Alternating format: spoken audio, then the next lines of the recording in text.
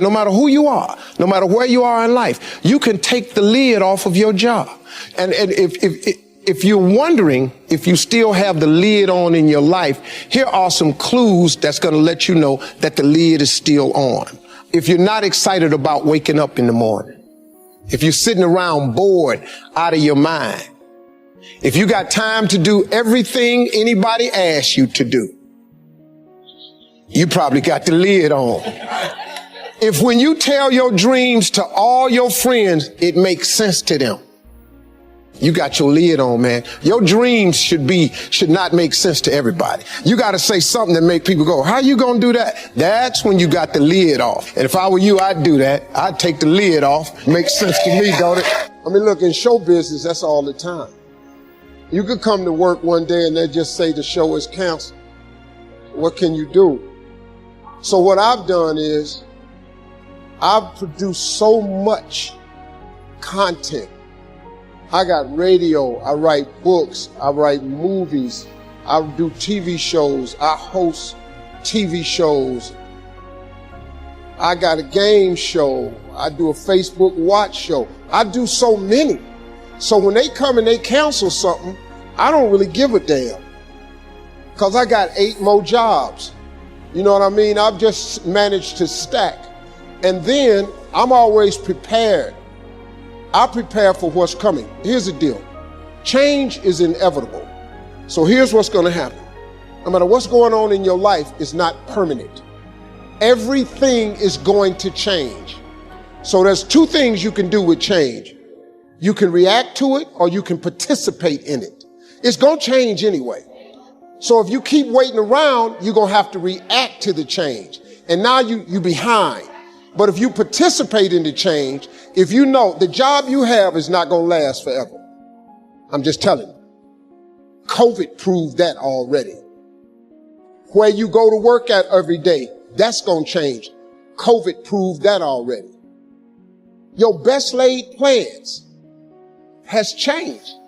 So what you got to start doing is you got to start anticipating that it's going to change and just start living your life with the preparation for change. No matter what you're doing, you could be doing more. Remember that. It's 24 hours in a day. You got to use as many of those hours to prepare stability for yourself as you can. I said it online, I got in a lot of trouble. If you sleep 8 hours, you're not ever going to be rich. If you have any dreams of being rich, you cannot sleep 8 hours a day. It's only 24 hours in a day. If you sleep 8 hours, that's a third of your life. How can you cannot be asleep a third of your life and become successful. You can't. People got mad at me. They're talking about Steve Harvey prefers wealth over health. No, I'm just telling you, if your ass wants to hit it and be rich, you got to quit bullshit. You got to get your hustle and grind on. You can't sleep 8 hours. Well, how much you sleep? I sleep between 4 and 5 hours. If I get 6 hours, woof, I'm tired. Plus, I'm old. I got to get up. I want to see what today is. I can't miss nothing. Now, I'm old, man. I'm 64 years old, so I can't be laying in the bed waiting. I got to get up early. I'm up before the sun come up every day because I just want to see what else God got for me. He done gave me a lot. Might as well go see the rest of it, right? You can't see it sleep. So I've always prepared myself for what this business is. And for the first time, I've actually thought about retiring. This is the first time I've ever thought about retiring. So now I want to come home. I'm coming to Africa. The one thing that I have learned to relate to all of my children is to dream. There is nothing bigger than your dream. Nothing is greater than your dream. Now, as we sit in this great educational institution, I am not saying that your education is not important because it's tied to a lot of your dreams. But let me tell you something. There ain't nothing bigger than your dream. Because your dream will propel you to get the education. Don't you ever stop dreaming. Don't you ever stop imagining. And we're going to talk about them two things a lot. But don't you ever stop dreaming. Your Bible says a man without a dream or a vision shall perish. That's in your Bible. It ain't just in the one I read. Nowhere in there does it say without an education you perish. But it says without a dream or vision you perish. So if what you're dreaming about requires an education, it is then your dream that propels you to get the education. But the dream is bigger than anything, man. See, if it was an education that caused you to be greater successful, I ain't here today because I don't have one of them. But nobody could outdream me.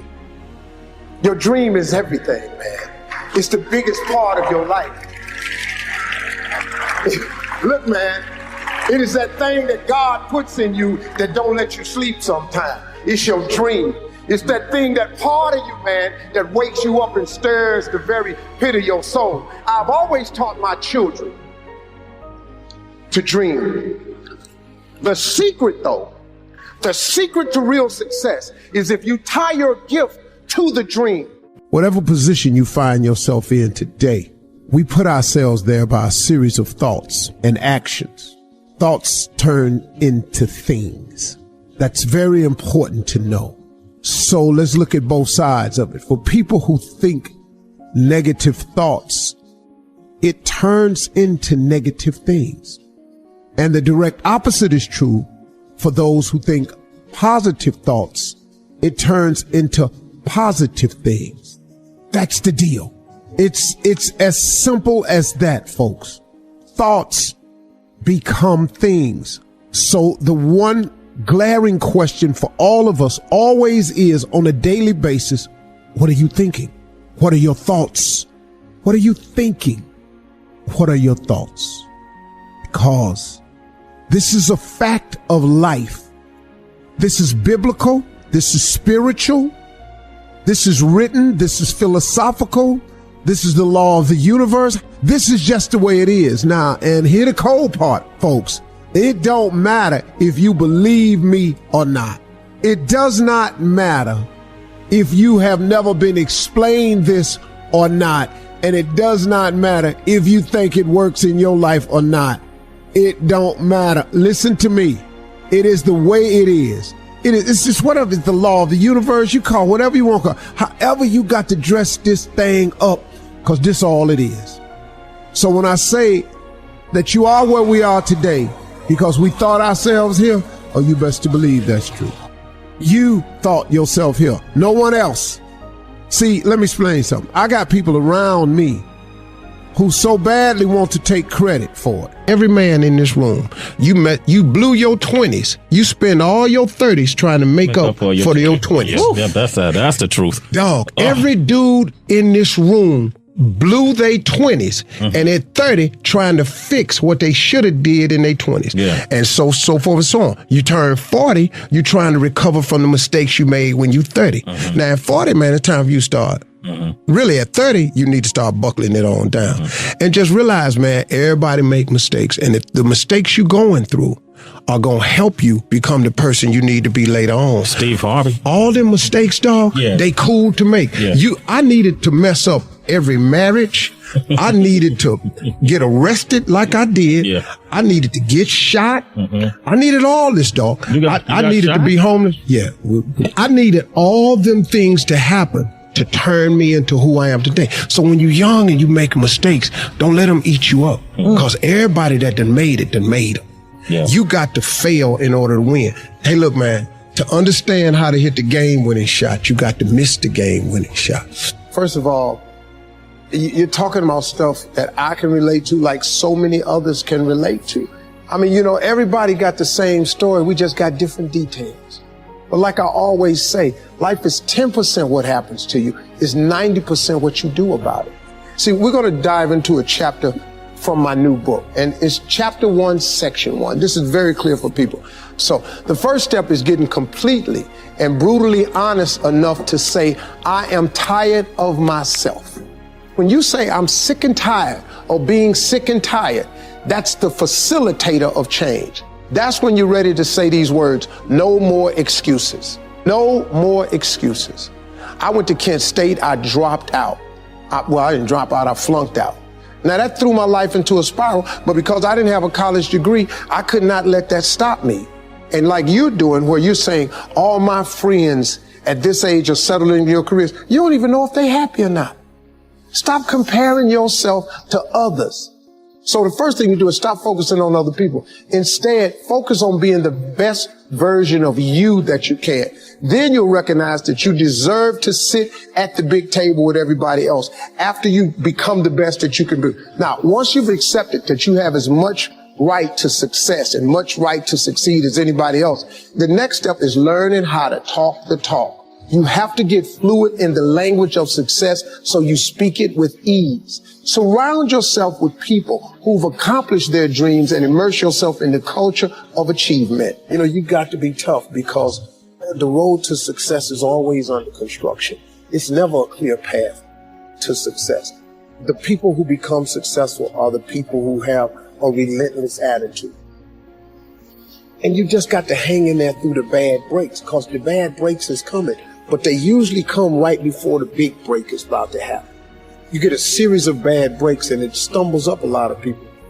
My life and my success is to say to anyone, you can stumble, you can fall, you can get back up again. And like I've said before, we each have a gift. But too many people miss out because they refuse to sign the lease on their gift. You keep looking for it outside of you. Stop. Sit with yourself. What is it that you do the absolute best with the least amount of effort? That's your gift. But if you are constantly looking outside of yourself and you don't latch on to your gift, you will never find your purpose. If you want to succeed, you must commit to your own gift and embrace it. Well, same advice I give to my kids, man. If I could get them to understand the importance of their 20s. Because, man, you know what I did? I just blew my 20s. I ended up spending all of my 30s fixing what I messed up in my 30s. And I spent all of my 40s doing what I could have been doing in my 30s. I looked up, man, and I had let too much time slip away. If you could get young people to get their foot on the gas pedal in their 20s, because right now they think going out is everything. And I keep telling them, man, you're gonna outgrow that in a minute. Because, you know, like at this age, it's when somebody says, hey, we're gonna go out to a club tonight. What? Go out to a club? Are you kidding me? It don't make no sense to you now, because you're over that. But it takes a minute for them to understand. It's sad. I wish they'd get it. I wasn't clubbing in my 20s. I didn't know how to make a vision board. I didn't know how to. What really changed my life, man, was I got in Amway when I was about 24. I got in Amway. And that changed my life, man, because the first time ever, they introduced me to self-help books. And I read 2 books that changed my life. It was The Power of Positive Thinking by Norman Vincent Peale and The Magic of Thinking Big by David Schwartz. I read them books and it changed my life. But it also made me remember what my mother had taught me, because she was a Sunday school teacher, because all self-help books are Bible-based. Everything comes from the Bible. All of the self-help books, that's Proverbs. That's all it is. The book of wisdom and understanding. If you could read that, it'll change your life too. But sometimes you need regular books where you can relate to it differently. But it's all comes from the Bible. It's like a great book is The Secret. But if you read The Secret, it's all Bible verse. It's based on the Bible. You can't think of nothing new how to tell a person to succeed without the Bible. You can't. It doesn't work that way, you know. So a couple of books changed my life, man. The Magic of Thinking Big was huge. It just taught me one simple principle. It don't cost no more energy to think big than it does small. You can say Volkswagen and you can say Rolls Royce with the same amount of effort. You ain't got the grunt to say Rolls Royce. So if the Bible is true, which it says a man is as he thinketh, if you think poor thoughts, you got to be poor.